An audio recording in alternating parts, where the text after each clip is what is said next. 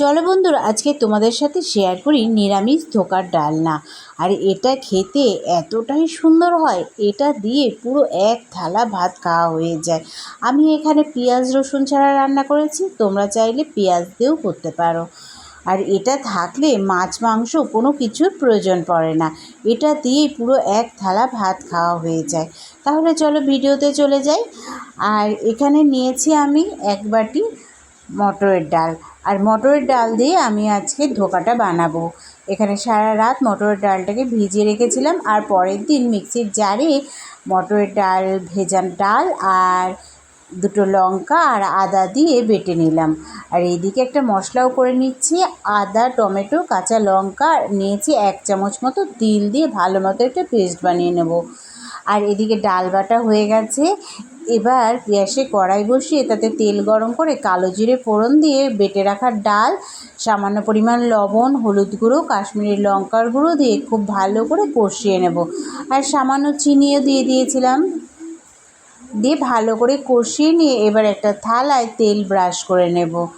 তেল ব্রাশ করে নিয়ে ওই কষানো ডাল দিয়ে চেপে চেপে ভালো করে, দেখো ভালো করে হাত দিয়ে চেপে চেপে সাইড করে নেব। এবার এটাকে কেটে নিচ্ছি ধোকার আকারে। এই দেখো এইভাবে, এই দেখো কত সুন্দর হয়েছে দেখো।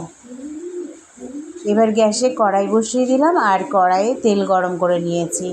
আর তেলটা একটু ভালোভাবে গরম হলে এবার ধোকাগুলো দিয়ে ভেজে নেব।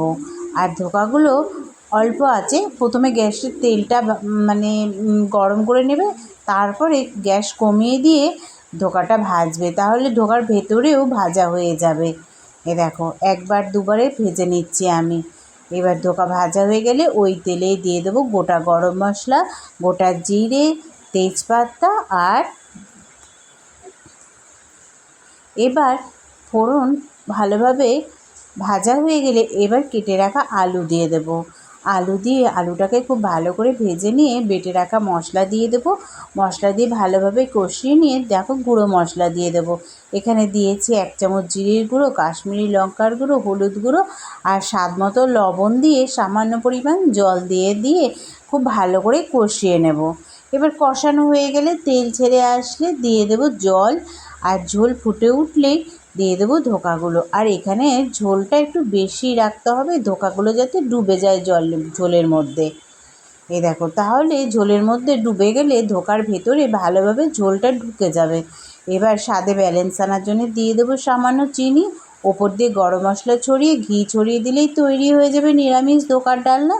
তোমরাও কিন্তু বাড়িতে বানিও, আর খেয়ে কমেন্টে জানিও কেমন হয়েছিল, আর ভালো লাগলে সাবস্ক্রাইব করে দিও।